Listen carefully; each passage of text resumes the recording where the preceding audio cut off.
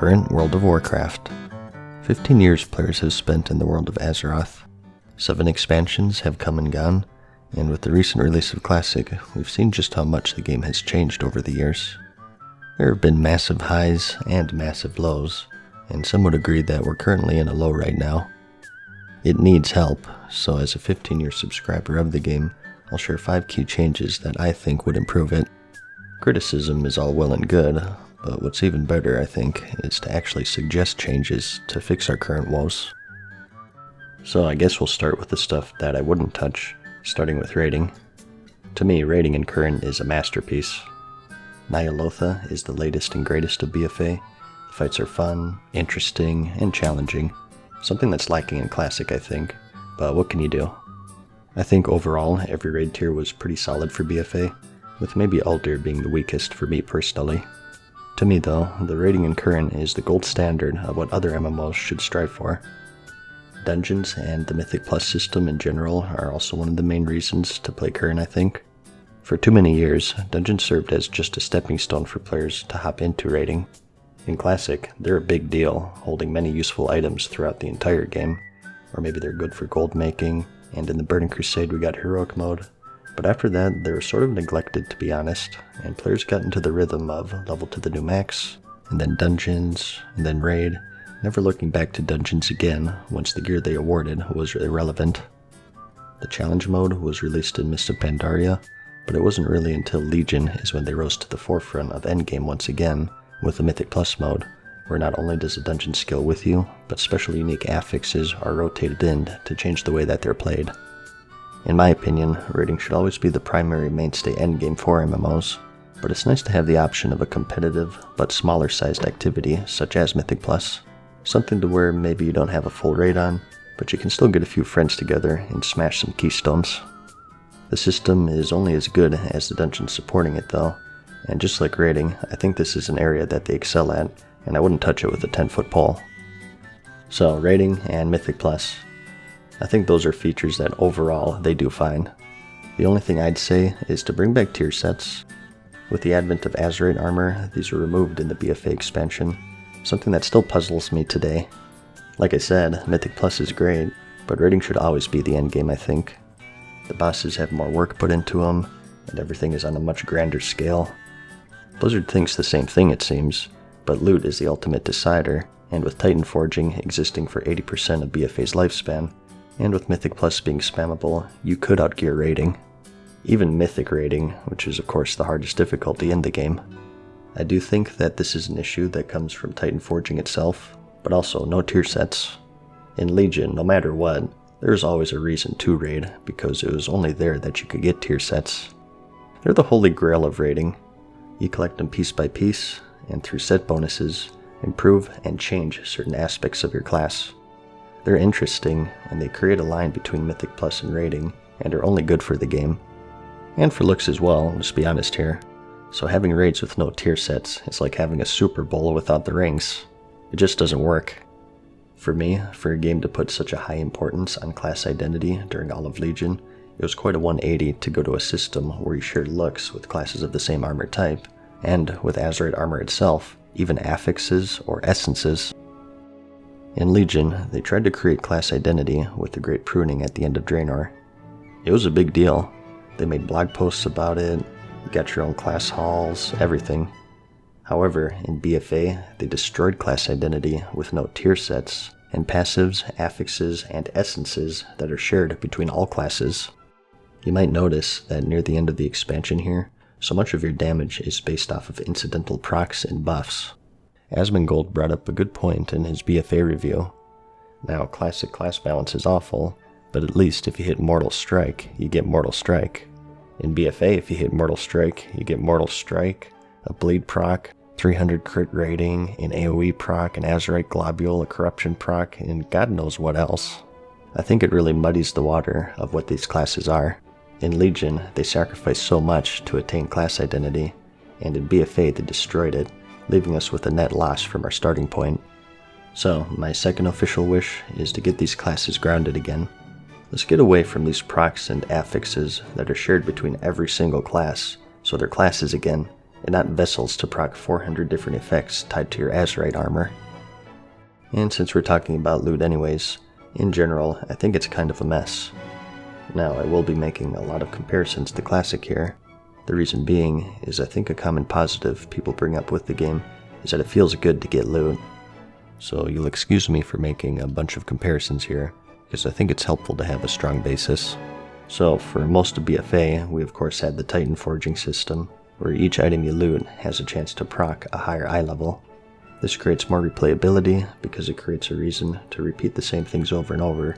And let's be honest, that's really what MMOs are at their core. In just about every MMO in history, you do the same raids every week, dungeons, PvP zones.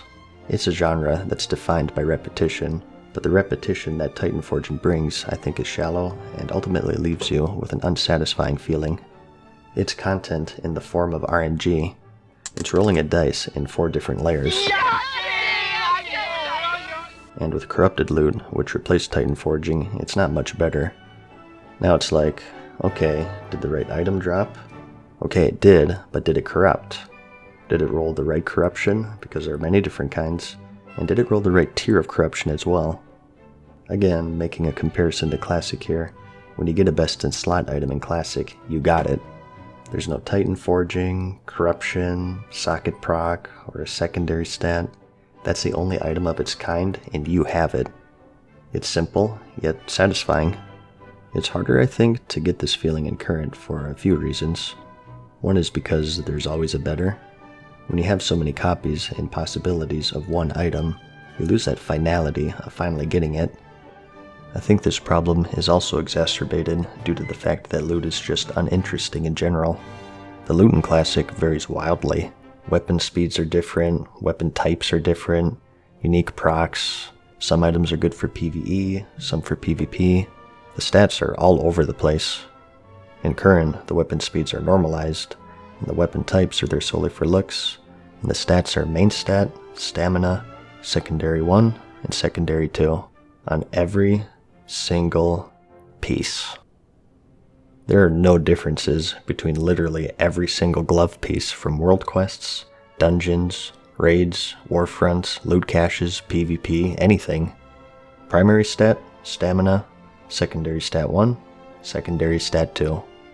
I've used Bone Reaver's Edge as an example a few times. When I say that there's no other weapon like it, I mean that there's no other weapon like it. The proc is completely unique.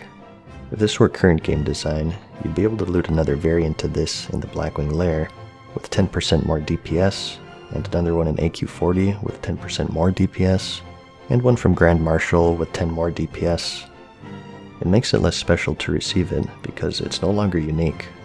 And for itemization in current, this is for every single item.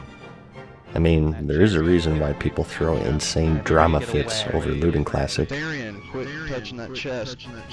Darian! It's mainly because there isn't any personal loot, but also because the items themselves are more coveted due to their uniqueness and rarity. It doesn't matter if you don't get Bone Reaver's Edge if 5 more versions drop from different bosses or raid tiers. In Classic, I can tell you right now what my warrior has equipped from memory. Hell, I can name best in slot items for classes I don't even play because they're unique and they matter. I wouldn't in a million years be able to guess what my priest has equipped in current because none of it matters. It could be Jimmy's bracers of potent farts for all I know. The only thing I'd be able to guess is main stat, stamina, secondary 1, secondary 2. It's utopic, and in the world of game development, particularly in RPGs, you never create a utopia. Utopias in RPGs are perfectly balanced, every class is even and can do the same things, all the loot is even with each other. I've said it before, if perfect balance was a good design for RPGs, we'd all be gray blobs with the same gear and one ability. And add on to that the fact that perfect balance is a unicorn. It doesn't exist. The RPG genre is way too complex to make all of the classes, loot, and everything else 100% even with each other in PvE and PvP in all aspects, so you end up in a situation where you're sacrificing core features that make the genre great in vain for this unreachable finish line. In this regard, I say bring back tier sets, bring back different weapon speeds, make weapon types matter again. Stay away from primary stat, stamina, secondary 1, and secondary 2. So number 3 would be to make loot interesting again. And the next major change I'd like to see would be less of a focus on daily and weekly busy work. Recently, I've compiled a list of most of the daily and weekly tasks that you're set to do in BFA. This has come under some scrutiny. The common feedback is that you don't need to do all of this stuff. Well, it's technically true. No one's putting a gun to your head, but you're inclined to, and that's the issue. Just put yourself in the shoes of a new or returning player. Sure, if you've been playing BFA since launch, and you have really good gear, and your amulet is a high level, this list is much smaller. But what about the player whose amulet is level 40? All of this stuff gives Azurite, so there's this basic inclination to do all of it from that alone. So let's just go one by one. You want to do world quests, because these give Azurite and gear, and along with the emissary. You want to do Mechagun quests. Their reputation gives Azurite essences, and you need it to unlock flying. You want to do the Nazjatar quests. Their reputation gives Azurite essences, and you need it to unlock flying. You want to do the Uldum Assault quests. Their reputation gives Azurite essences. You want to do the Veil quests. Their reputation gives Azurite essences. And not to mention the actual assaults themselves, as you need that currency to upgrade your cloak. N'Zoth is impossible unless it's at least level 5. Table missions give Azurite, so you want to do those. The Warfront contribution quests give Azurite. The Warfront world quests give gear and Azurite. Incursions give gear and Azurite. The weekly island expedition bar is self-explanatory, gives Azurite. As for the Warfronts, these will vary. Heroic Darkshore is definitely high priority right now. You have Nyalotha, of course. It depends on what you raid, but you have LFR, Normal, and Heroic for most people, and Mythic for a select few percentage of the population. You have the Greater Assault bar I mentioned earlier. Again, you need that currency for the cloak, and it came out recently that the cloak will scale infinitely, so there's another thing to add into the pile along with Azurite and gear. You get good gear, of course, from PvP, along with essences.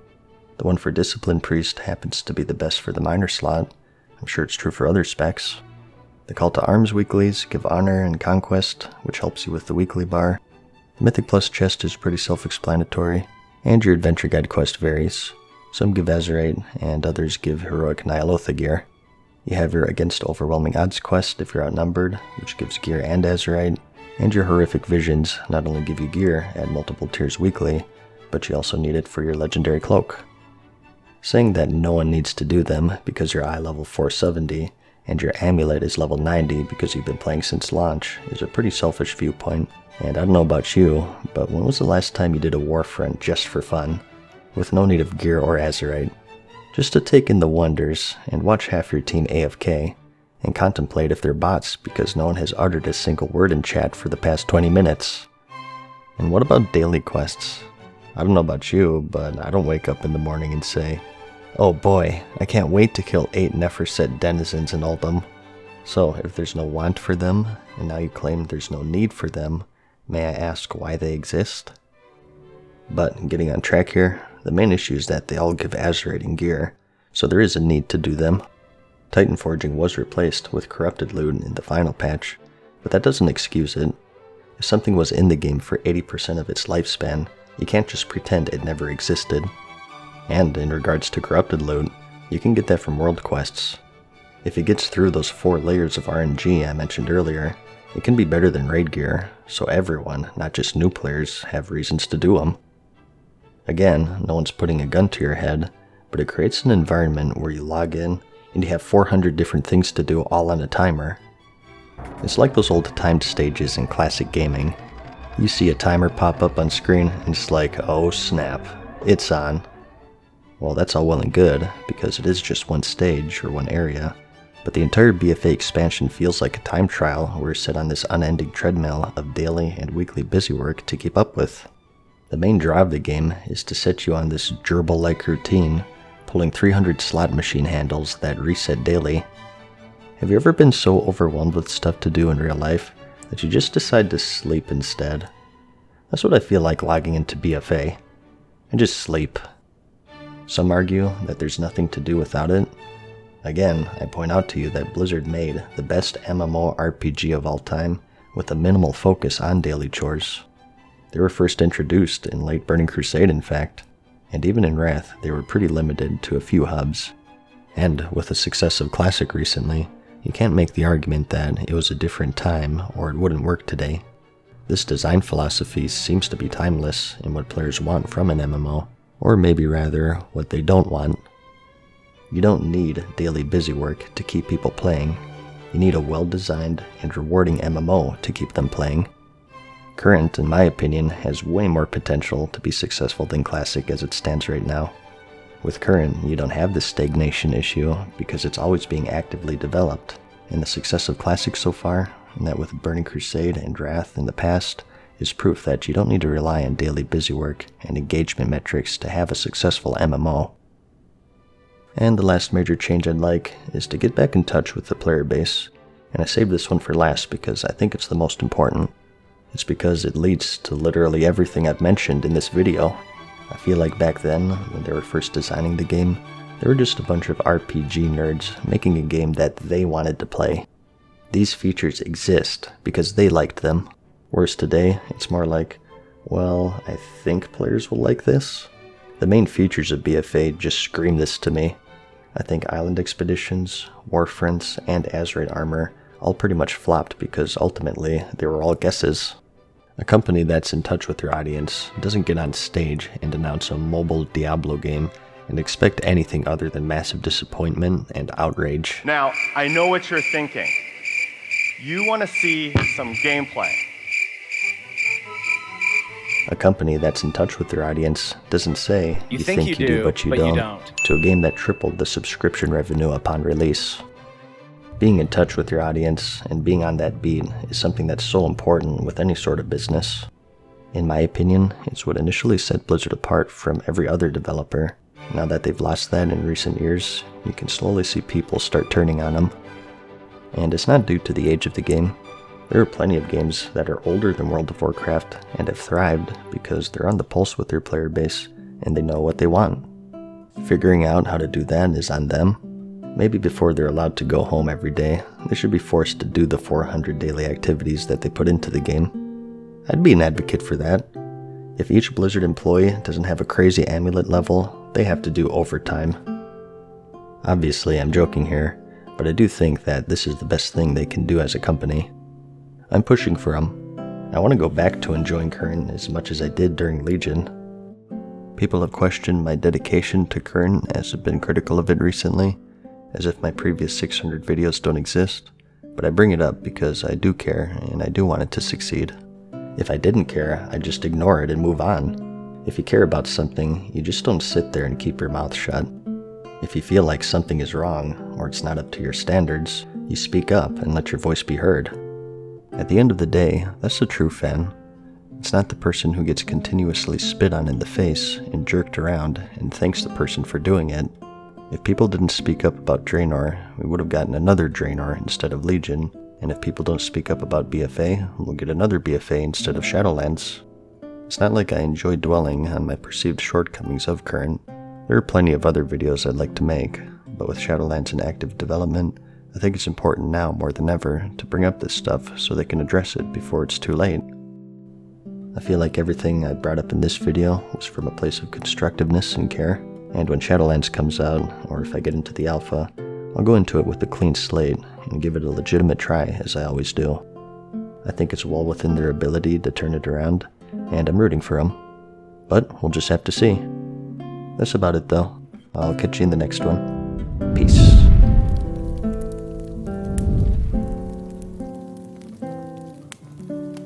Farewell for now, mortals. We hope you enjoyed today's video. See you again soon.